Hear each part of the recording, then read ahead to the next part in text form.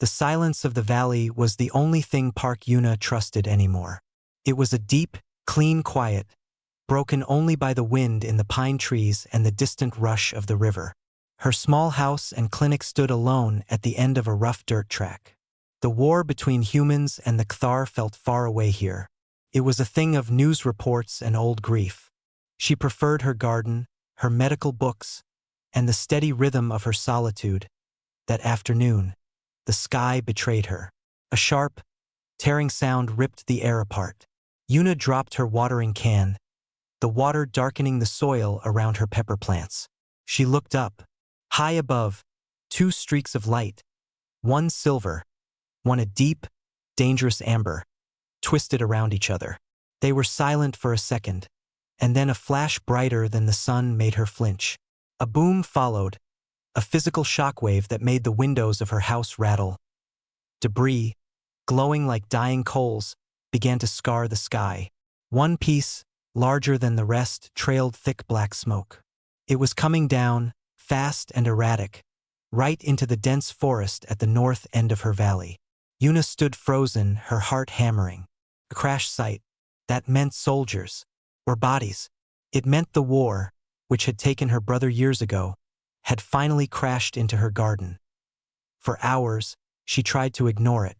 She went inside, made tea, attempted to read, but her hands shook. She was a doctor, or she had been, before the field hospitals and the endless parade of broken young men and women broke her. The oath she had taken whispered in her mind. It didn't say anything about only tending to humans. As evening fell, the weather turned. Thick, gray clouds rolled over the mountain peaks, and a cold, hard rain began to pour. It was the rain that decided her. If there was anyone alive in that wreck, they would not last the night in this. She pulled on a heavy waterproof coat and boots. She grabbed her large field medical pack and a powerful hand lamp. The forest was a wall of darkness and noise, the rain drumming on the canopy above. The smell of wet earth and burnt metal grew stronger as she pushed through the undergrowth. Her light caught the glint of torn metal and smoldering branches. The craft was not human. It was a jagged, angular pod, made of a dark material that seemed to drink the light. Its surface was covered in etched patterns that glowed faintly with a sickly amber light. The heat coming off it made the rain steam. Her light found the symbol on the side, a harsh geometric emblem. The Kthar, the enemy. A part of her, the part that had buried a brother, told her to run, to call the militia, let them deal with their alien problem. She turned to go. A sound stopped her. Not a cry or a shout, but a low, pained hum. It was the sound a transformer makes before it fails. Came from inside the pod. Against every instinct screaming for self-preservation, Yuna moved closer. The hatch was partially cracked open, bent and twisted. She shone her light inside. He was slumped in the cockpit, a massive figure. His skin was not skin, but a cracked and fractured gray material, like slate. Through the breaks, a soft blue light pulsed, weakly and unevenly. His form was humanoid but taller, broader. A warrior. One of the creatures the news feeds called stone demons. His head was bowed, and one arm was clearly broken, hanging at a wrong angle, shimmering with internal fluid. He was alive. And he was dying. Yuna's medical mind took over, pushing the fear aside. The crystalline structure was fracturing. The blue biolight was his life force, leaking away. He would shatter completely without stabilization. She worked quickly, her breath fogging in the cold air. She used polymer-based bone-setting foam from her pack, spraying it carefully on the major fractures on his arm and torso. It was designed for human bones, but it hardened into a rigid cast, providing external support. She cut away sharp shards of broken skin to prevent further injury. He did not stir, but the erratic pulsing of his light seemed to steady, just a little. The problem was moving him. He was dense, easily twice her weight. She ran back to her house through the lashing rain, her mind racing. She returned with her old grav sled, a flat platform used for hauling logs. It whined in protest as she set it next to the pod. Getting him onto it was a slow, painful struggle. She used a thermal blanket as a makeshift drag, inching his heavy, inert form out of the wreckage and onto the sled. The blue light inside him flickered with the movement. The rain washed over them both, making the strange angles of his body gleam. "You are heavier than you look," she grunted to the unconscious alien, the absurdity of talking to him not lost on her. The trip back to her clinic was a nightmare. The grav sled, overloaded, skimmed inches above the muddy ground. She had to navigate roots and rocks, the light on her forehead cutting a shaky path through the downpour. Every shadow felt like an enemy patrol. Every sound was a soldier coming to arrest her for treason. Finally, the lights of her house appeared. She maneuvered the sled through the side door directly into her clinic, a clean, white room she kept for treating the rare, injured hiker. With a final heave, she got him onto the reinforced exam table. It groaned under his weight. She stood back, soaked to the skin, shivering from cold and adrenaline. The being lay on her table, a piece of the war she had fled. His light pulsed slowly, a quiet, alien heartbeat in her quiet, human home. She had no idea what to do next. She had no plan. All she knew was that a living creature had been broken, and she had put it back under her roof. The consequences could wait for the dawn. For now, she began the work of drying him, checking her makeshift casts, and preparing for a vigil over a wounded enemy. The first light of dawn found Yuna slumped in a chair next to the exam table. She had not slept. Her body ached from the strain of the night before. She watched the strange figure on her table. In the gray morning light, he looked less like a warrior and more like a broken statue. His breathing, if you could call it that, was a slow, deep hum. The blue light inside his chest rose and fell with the sound. The polymer casts she had sprayed on his arm and torso looked crude and foreign against his crystalline skin. She had no idea if they were helping or slowly poisoning him. This was the heart of her problem. She was a human trauma surgeon. She knew blood and bone, tissue and nerve. This being was made of silicate lattices and photonic energy. Her entire medical training was useless. The fear of the night before was gone, replaced by a deep, frustrating worry. She had brought him here to save him. Now, she might just be watching him die in a cleaner room. She started with the basics. Observation. She brought her scanner over. It was made for human biology. When she passed it over his leg, the screen filled with chaotic lines and nonsense readings. The mineral composition of his body confused the machine. She put the scanner away. Her eyes would have to be her tools. She noticed the light. The soft blue glow from his fractures seemed weaker in the shadowed clinic. But where a thin beam of sunlight came through the window, falling across his chest, the light inside that area brightened slightly. It was a tiny change, but it was something. Carefully, she adjusted the blinds. She let more of the morning sun fall across him. She watched. Slowly, almost imperceptibly, the glow within him grew a little steadier. It was not healing, but it seemed to be strengthening, like a plant turning toward the sun. She made a note in her mind. Light. Solar energy? His wounds were not bleeding, but they were leaking. A clear, viscous fluid seeped from the deeper cracks.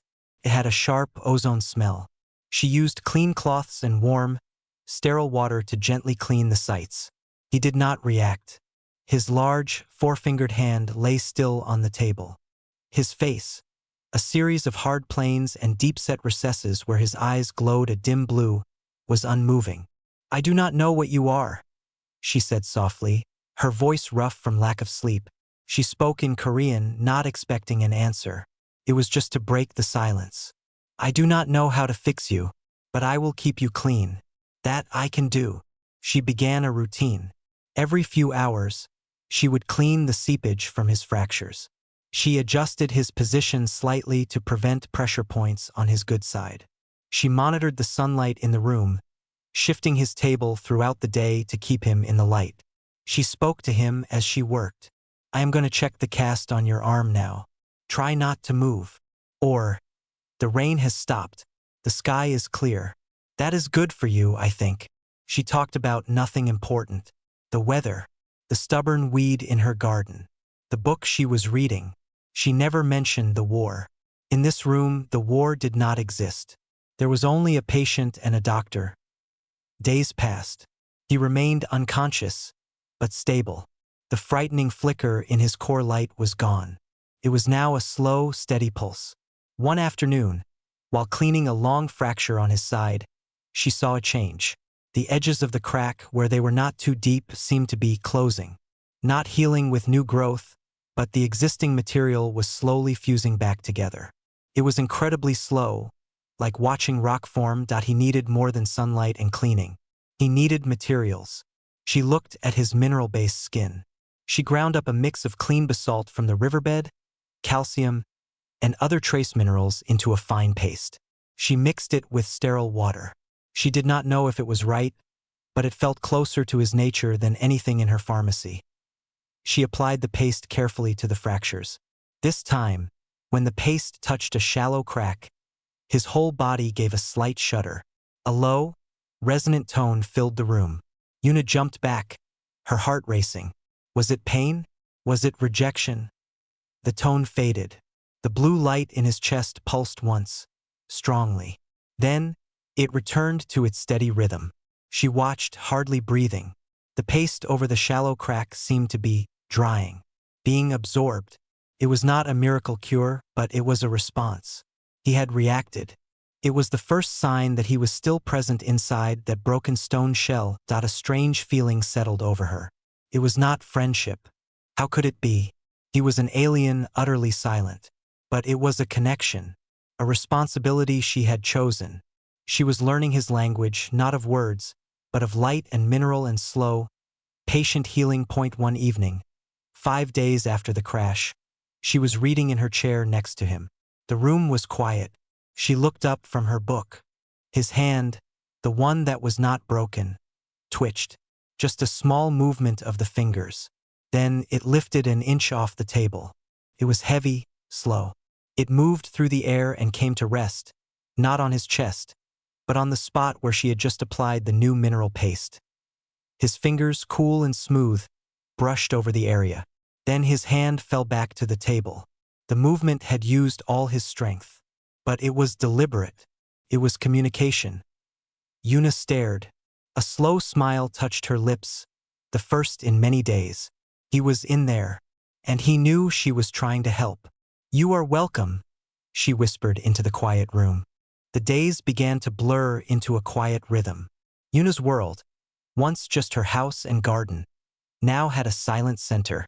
The being on the exam table, she had started to think of him as her patient, not the enemy, was slowly becoming less of a mystery. His consciousness returned in fragments. First, it was just the slow tracking of the light in his deep eye sockets, following her as she moved around the clinic. Then, small movements. He could now turn his head slightly. His uninjured hand would lift to touch the polymer casts, his fingertips tapping them as if testing their strength. But he made no sound. His vocalizer, a fine structure on what might be his throat, was cracked and dark. Communication was a wall between them.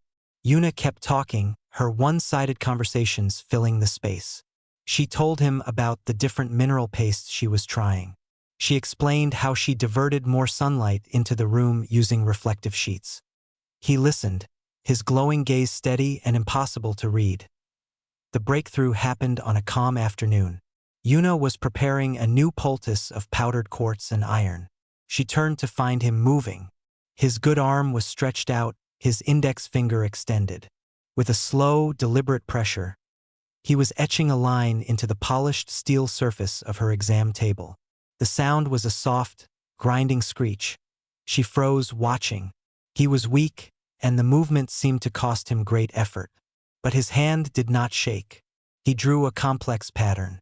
It was a series of interlocking triangles and straight lines, forming a shape that was both harsh and beautiful.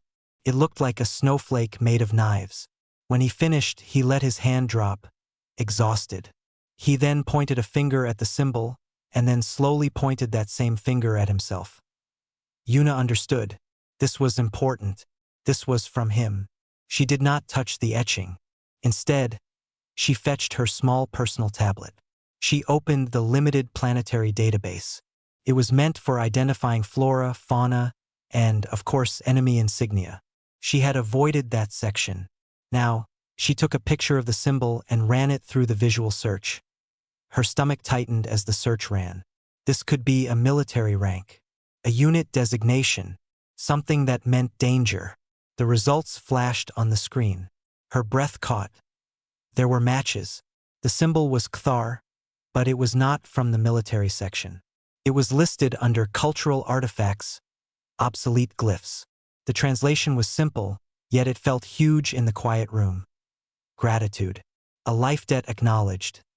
She looked from the screen to the being on the table. He was watching her, the light in his chest pulsing in a slow, patient rhythm. He had not drawn a weapon or a map. He had drawn thank you. She walked back to the table. She pointed to the symbol, then to him and gave a slow, clear nod. You, she said. Thank you. He understood. His head inclined slightly, a mirror of her nod. Then he moved his hand again. He pointed to the symbol, then pointed directly at her. No, Yuna said softly, shaking her head. She pointed to him, then to the symbol. You. For you. She was trying to say the debt was his to claim, not hers to give. He made a low hum, a different tone from his breathing. It sounded thoughtful. He pointed at her, then at the mineral paste she had made, then at the sunlight on his chest, and finally back to the symbol. His meaning was clear. You gave aid. You gave strength. The gratitude is for you. Tears pricked unexpectedly at Yuna's eyes. She blinked them away. In all the years of war, the concept of gratitude from the other side had never existed. They were faceless monsters, stone-hearted killers. This one, broken and helpless, had just given her the first honest thanks she had received in a long time. From that moment, something shifted. The wall was still there, but now there was a window in it. They developed a simple language. He would tap once for yes, twice for no. He would point to his injuries and then to different pots of her mineral mixtures, guiding his own treatment. She learned that a rapid pulse of his core light meant pain. A slow, steady glow meant calm. He started to help in small ways. When she needed to turn him to clean his back, he would brace his good arm and push, making the job easier. One day, she brought a simple broth for herself. He looked at the steam rising from the bowl, then pointed to his own mouth and tilted his head in question. You eat? Yuna asked. She fetched a small sample of the iron-rich mineral paste. She offered it on a tool. He took it from her, his movements still clumsy. He placed the paste not in a mouth, but against a porous section of skin on his forearm. The material was absorbed slowly, and his biolight brightened a fraction. He gave a single, satisfied tap on the table. Yes. Yuna laughed, a short, surprised sound. Okay, she said. Good. That night, as she prepared to sleep in her chair again, she looked at him. He was awake, his gaze on the stars through the window. The fear was gone. In its place was a profound and puzzling responsibility. She was not just keeping an enemy alive. She was learning the person he was. And in his silent, etched gratitude, he was learning her, too. The universe outside was at war. But in this small, sunlit room, a strange and careful peace was being built, one gesture at a time. A nervous energy had replaced the quiet rhythm of the clinic. Yuna moved between her patient and the front window, her eyes scanning the dirt track that led to her home. Kim Tae-jun and his militia patrol were due today. They came every 2 weeks, a formality mostly, checking on the few isolated settlers in the valley. They shared news, collected reports of any strange activity. Today, the strange activity was lying on her exam table. Her patient, she still had no name for him, was stronger. He could sit up with support. His core light was a bright, steady blue. He watched her anxiety, his head tilted in a questioning way she had come to recognize. They are coming, she said in a low voice, switching to the simple terms they used. People. My people. Soldiers. She made a walking motion with her fingers, then mimicked holding a rifle. His light flickered, a sign of understanding and concern. He gestured to himself, then to the door and made a questioning hum. Should I leave? Yuna shook her head. No. They cannot see you. The risk was too great. She had prepared for this.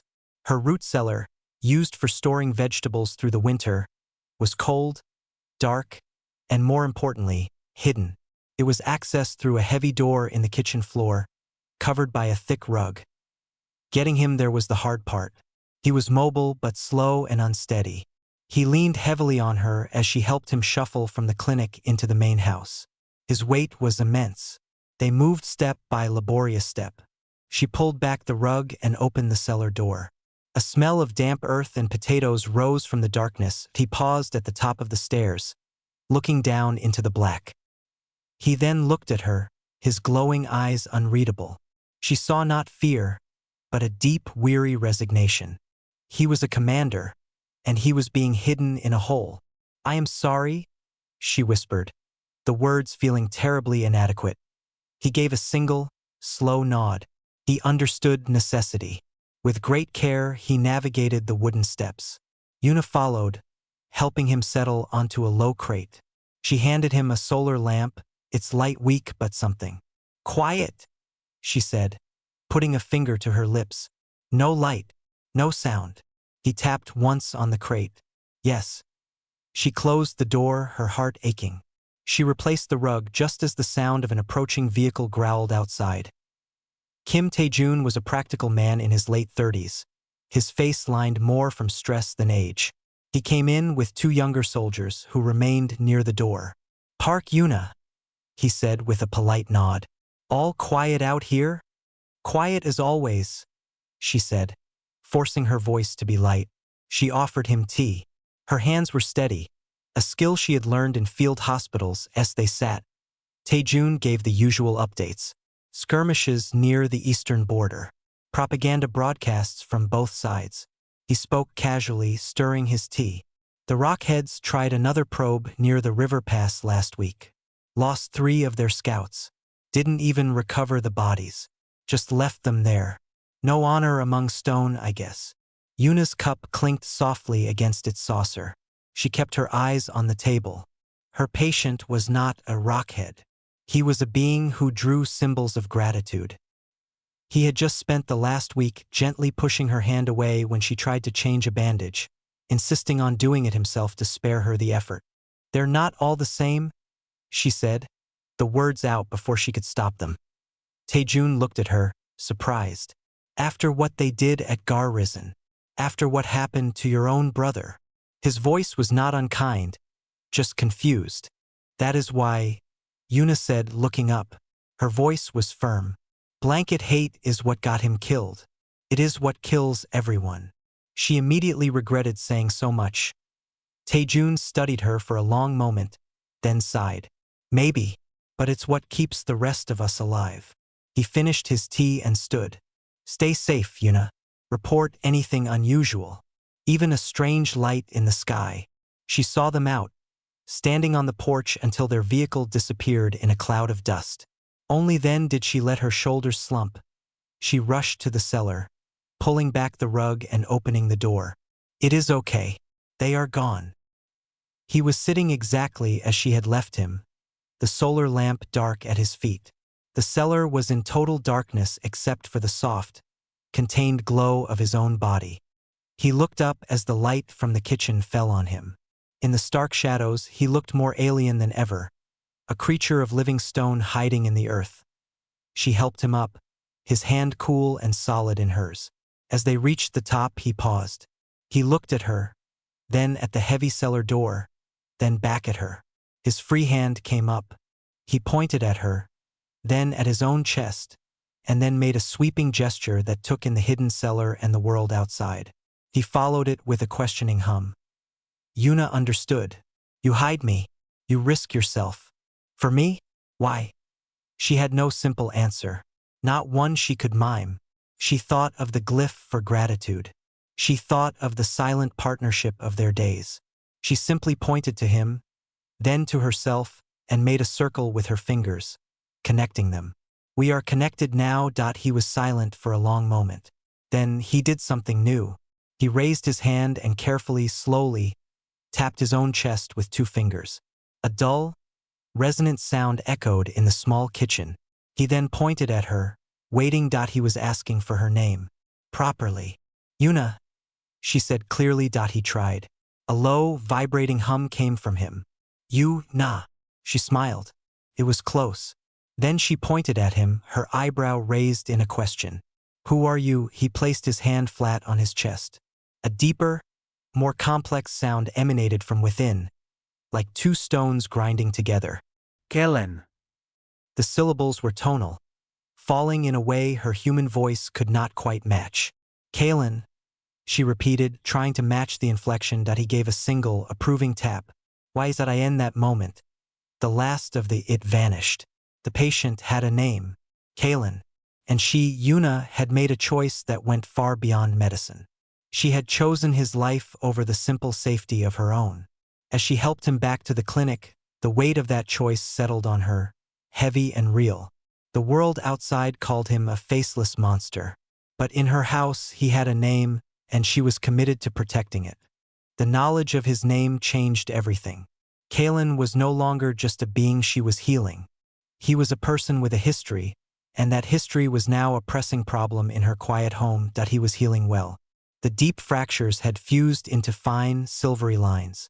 He could walk the length of the clinic without support, his movements regaining a solid, graceful strength. The blue light inside him was strong and constant, but with returning strength came a visible, growing tension. He spent long hours at the window, his gaze fixed on the horizon, his hands resting on the sill as if he could feel something she could not. The easy rhythm of their simple communication had evolved. They now used a shared slate. Yuna would draw something, a sun, a tree, a human figure. He would correct it with a few precise lines, making the angle sharper, the perspective alien, or he would draw his own symbols next to hers. It was a slow, deliberate conversation. One afternoon, he took the slate from her. He did not draw a symbol. Instead, he drew a series of pictures. First, a tall, strong figure that was clearly him, standing with several smaller, similar figures. A unit. Then he drew a crashing pod. Then the tall figure lying broken. The smaller figures were shown moving, searching, with lines of distress radiating from them. Finally, he drew the small figures walking toward a series of sharp, angry lines. A battle. One of the small figures fell over, crossed out. Yuna watched, her understanding dawning with a chill. Your soldiers, she said. They are looking for you. He tapped the slate fiercely. Yes. He then pointed to the fallen figure and looked at her, his blue light pulsing rapidly. They are dying to find you, she whispered. He nodded. A slow, heavy movement full of grief. He erased the last image of battle. He then drew something new. It was a complex, rigid structure. It looked like a law or a chain. He pointed to it, then to his own chest, and then made a slicing motion across his throat. He then pointed to the searching soldiers. The meaning was terrible and clear. My code. I must be recovered, or die. They will not stop until they find me, or die trying. Yuna sat back, her mind racing. Her compassion had been a trap. By saving him, she had not stopped violence. She had caused more of it. His soldiers were launching what Taejun called suicidal probes into human territory. They were dying because their commander was missing. And Kalen was here, drinking tea substitute made from heated minerals and sitting in her sunlight. You need to go back, she said, the words feeling like a betrayal of all her work. He shook his head. He pointed to her, then to the window, then mimicked a human rifle firing. He then drew a crude human stick figure taking his own tall figure away at gunpoint. If I go to your people, they will imprison or execute me. It will not stop the war. It will make it worse. He was right. The human militia would see a high-value prisoner. They would not see a key to peace. They would see a tactical advantage. His death would make him a martyr to his people, fueling generations of revenge. So what do we do? She asked, frustration and fear tightening her voice. I cannot let your people keep dying. I cannot turn you in. You cannot stay here forever. Kalen was quiet for a long time. He looked at his hands, then at the slate. Finally, he drew a new picture. It was of this house. Above it, he drew a symbol. It was not the gratitude glyph. This one was sharper, more commanding. He pointed to his own chest, then to the symbol above the house. Then he drew lines radiating out from the symbol, like a beacon. He wanted to signal them. From here. Yuna's blood ran cold. No. If I let your soldiers come here, my people will see it as an invasion. They will attack. This valley will become a battlefield. They will call me a traitor. She could see it all. The guns, the explosions, her home crumbling to dust, and herself standing in the middle, guilty in the eyes of everyone. Kalen reached out. He did not touch her, but he placed his hand flat on the table between them. He then pointed to the rigid code symbol he had drawn, the chain of honor. He made a breaking motion with his hands. He then pointed to the beacon symbol, and then to the drawing of his soldiers stopping their search. He was offering a path, but it was a path over a cliff. He was saying his code demanded a reunion. If he could summon his troops here under his command, he could order them to stand down. He could stop the suicidal searches, but it would require revealing his location to both sides. It would require Yuna to trust him with her life and her home. It would require an impossible act of faith from a human to a Kthar. The silence in the room was total. The weight of the decision pressed down on Yuna. She looked at Kalen, this commander who drew pictures to communicate, who had patiently let her treat him, who had grieved for his lost soldiers. He was not the faceless monster from the news. He was a leader who had failed his duty by being injured, and was now trying to find a way to fix it without causing more death. She thought of her brother, lost to the blind hatred of the war. She thought of the young human soldiers like Taejun, weary and scared. She thought of Kalen's own soldiers, dying for a lost cause in a foreign forest. Her choice was not between right and wrong. It was between two terrible risks. One risk continued a slow bleed of death. The other risked a catastrophic explosion, but with a slender chance of stopping the bleeding altogether. She met his glowing gaze. "How?" was all she asked. He pointed to his own chest, to the bright, steady pulse of his core light. He then pointed straight up, toward the sky. His light was his beacon. It just needed to be strong enough and directed. He needed to be in the open at a high point at dawn when the sunlight could amplify the signal. He needed to send a very specific pulse. A commander's recall. A stand-down order. Yuna took a deep, shaky breath. She looked around her clinic, at her home, at the life she had built away from the war. Then she looked at the drawing of the falling soldier on the slate. "Okay," she said, her voice barely a whisper. "We will do it." The plan was simple, and that was what terrified Yuna. Simplicity left no room for error. At dawn, they would go to the high ridge behind her house. Kalen would use the rising sun to amplify his biolight, sending a pulsed signal into the sky. Then they would wait. For what? She wasn't sure. Rescue? An attack? The unknown pressed on her chest like a physical weight. She spent the evening in a state of quiet dread. She packed her medical bag, a habit from her old life she couldn't break. She filled a canteen. She watched Kalen. He stood by the window, utterly still, like a mountain gathering itself before an earthquake. The playful student of human ways was gone. In his place was the commander, focused and severe. The blue light inside him burned with a hard, purposeful intensity. They left in the dark, an hour before first light. The air was cold and sharp. Kalen moved through the forest with a new certainty, his heavy footsteps quiet on the pine needles. Yuna followed, her hand lamp cutting a narrow path. She led him up a steep, familiar game trail to the ridge.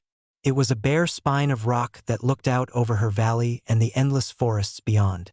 The sky was just beginning to turn from black to deep gray. They did not speak. There was nothing left to say. Kalen positioned himself on the highest point of the rock, facing the horizon where the sun would rise. He closed the recesses where his eyes glowed, seeming to focus inward. Yuna stood a few paces behind, her arms wrapped around herself against the chill. The first sliver of sun cut the horizon, a line of molten gold. As the light touched Kalen, his body reacted. The soft, contained glow from his fractures and joints flared. The light was pulled toward the sunlight, magnifying it. He was a dark silhouette against a burning sky, but his own inner light began to pulse in a complex, rhythmic pattern. It was not a steady beat. It was a code. Short bursts, long holds, a sequence that repeated. It was a silent shout into the vastness of the morning. He held the signal for 10 minutes, until the full sun had cleared the horizon. Then the pulsed light faded back to its normal state. He stood, breathing deeply, the effort clearly taxing. He turned and looked at Yuna. He gave a single, solemn nod. It is done. The walk back to the house was slower. The tension was gone, replaced by a hollow exhaustion. The waiting had begun. It did not take long. The first sign was a change in the birds. The morning songs stopped abruptly. A deep, subsonic thrumming vibrated in the air, a feeling more than a sound. It came from the north. Yuna ran to the porch. 3 dark, angular shapes descended from the clouds. They were like flying spearheads, silent and grim. Thar dropships. They moved with terrifying speed and precision, heading straight for her valley. At the same moment, from the south, she heard the distinct whine of human grav engines. 2 militia hover transports, painted in green and gray camouflage, crested the far ridge and sped down the track toward her house. Kim Tae-jun had seen the alien ships on a scanner. He was responding. Both forces converged on her isolated homestead. Yuna acted without thinking. She pushed Kalen back toward the door. Inside. Now. He resisted, standing his ground on the porch. He looked at the approaching Kthar ships, then at the human transports kicking up dust, and shook his head. He would not hide. This was his doing. The dropships landed in her meadow with a series of heavy thuds, crushing her vegetable garden. Ramps slammed down. From them emerged a squad of Kthar warriors. They were taller than Kalen, clad in segmented mineral armor, their forms bristling with silent, crystalline weaponry. At their head was one slightly larger, his biolight a fierce violet. Velkor. They moved in a tight, disciplined formation, their glowing eyes fixed on the house. The human transports skidded to a halt 20 meters away. Doors flew open. Kim Tae-jun and 6 militia soldiers took cover behind their vehicles, rifles snapping up and targeting the alien squad. The air crackled with the high-pitched whine of charging energy cells. Yuna stood frozen on the porch, directly in the line of fire. She saw the 2 groups, mirrors of hatred and fear, weapons trained not just on each other, but across her very home. Taejun's voice, amplified, boomed across the clearing. Park Yuna. Get down. Move away from the hostile. At the same time, a series of sharp, clicking sounds came from Valkor. It was a language of stone striking stone. His warriors raised their weapons, aiming at the human vehicles. In a second, it would be a massacre. Yuna did the only thing she could think of. She took 1 step forward, off the porch and into the no man's land between the 2 forces. She raised her empty hands high above her head, her body a small, fragile barrier. Stop! Her voice was not a shout, but it cut through the tense silence. Everyone, stop! For a breathless moment, nothing happened. Every weapon was still aimed. Every eye, human and Kthar, was on her. Then movement came from behind her. Kalen stepped out onto the porch. He moved past her, placing himself slightly in front, shielding her with his body. He stood tall, his injuries invisible now. He ignored the humans completely. He turned his head toward Valkor and his soldiers. He spoke. His voice, unused for so long, was a deep, resonant vibration that Yuna felt in her bones. It was not the gentle hum she knew. It was a cascade of hard clicks and grinding tones, full of unmistakable authority. He spoke a single, sharp phrase. At the sound of his voice, Valkor snapped to attention. The violet light in his chest flashed once. The entire Kthar squad, in unison, lowered their weapons. They stood down on the human side. Taejun stared, his mouth slightly open, his rifle now pointing at the ground in confusion. The standoff was broken, but the danger was not over. They were all still there, in her garden, a storm held back by a thread. And that thread was the wounded alien commander who now stood, unarmed, between them all. The silence after Kalen's command was complete. No Vertsang. No wind rustled the pines. In the clearing, two groups of warriors stared at a scene that made no sense to either of them. Kalen kept his back to the humans. His focus was entirely on his second-in-command, Valkor. Another series of low, grinding clicks and tones passed between them. Valkor's fierce violet light pulsed in what seemed like argument, then reluctant acceptance. Kalen's reply was final, a tone that brooked no disagreement. Then, Kalen turned. Slowly, carefully, he faced Kim Tae-jun and the human militia. He raised his own hands, showing them empty. His movements were not submissive, but deliberate. He took one step away from Yuna, making it clear she was not a shield, but a separate person. His glowing eyes found Tae-jun. Then, in halting, heavily accented, but perfectly clear Korean, he spoke. "This one," he began, the words sounding like stones gently rubbing together. He paused, placing a hand over the center of his own chest, where the light glowed strongest. "Is under my HFY life debt." He then turned slightly and gestured to Yuna, who stood frozen behind him. To her, the words hung in the air. Life debt. Tae-jun knew the term. Intelligence reports mentioned the Kthar HFY, an unbreakable code of honor more binding than any law. To violate it was to cease being Kthar. Kalen gave a sharp, clicking order without looking back. What happened next would be seared into the memory of every human present. Valkor, the fearsome alien commander, moved. He did not raise his weapon. Instead, he took one solid step forward. Then, in a motion of profound respect, he bowed. Not a small nod, but a deep, formal bow from his waist. His head lowered toward the ground. His eyes were fixed on the place where Yuna stood. As if connected by a single wire, every other Kthar warrior in the squad followed. In perfect unison, they bowed. They bowed not to Kalen, their recovered commander. They bowed toward the simple wooden porch of the human house. They bowed to Yuna. The spectacle was so alien, so utterly contrary to the image of the savage rockheads, that the human soldiers just stared, their rifles drooped, forgotten. Tae-jun slowly, carefully, lowered his weapon all the way to the dirt. He held up a hand to his own men, a clear signal. Stand down. The message was undeniable. This was not a tactical posture. This was a ceremony. These warriors were honoring the human woman who had saved their commander. They were acknowledging a debt that transcended the war. Kalen saw the humans lower their weapons. He gave a final, approving nod to Valkor. His second-in-command straightened up. The other warriors followed. They did not advance. They did not raise their weapons again. They simply stood at rest, a silent, crystalline honor guard. Kalen then turned fully to Yuna. The stern commander's posture softened. He walked back to her, stopping an arm's length away. He looked down at her, his blue light warm and steady. "The debt is spoken," he said in his rough Korean. "My HFY is my bond.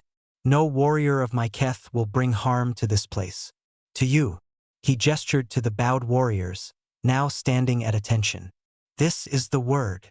Yuna could only nod, her throat too tight for speech. Kalen then looked past her, to Tae-jun. He spoke slowly, ensuring the human officer understood. "We will take our wounded. We will leave this valley. We will hold the line at the Ridge of Suns, and not advance, if your people do the same." It was not a peace treaty. It was a ceasefire, offered from a position of strength, because of a debt. Tae-jun, a soldier who dealt in facts, looked from the bowed aliens to Yuna's pale, determined face. He saw the truth. He gave a single, sharp nod. "I will report what I have seen. I will recommend the order to stand down at the ridge." It was all the promise he could give. With that, Kalen turned. He walked toward his squad. Valkor stepped aside, yielding the lead. Kalen did not look back. He moved with the authority of a restored commander, boarding the lead dropship. His warriors followed in silent, orderly file. The ramps closed. The dropships rose vertically, their engines a whisper compared to their terrifying arrival. They turned and arrowed back to the north, disappearing into the clouds that end the sudden quiet. Only the hum of the idling human transports remained.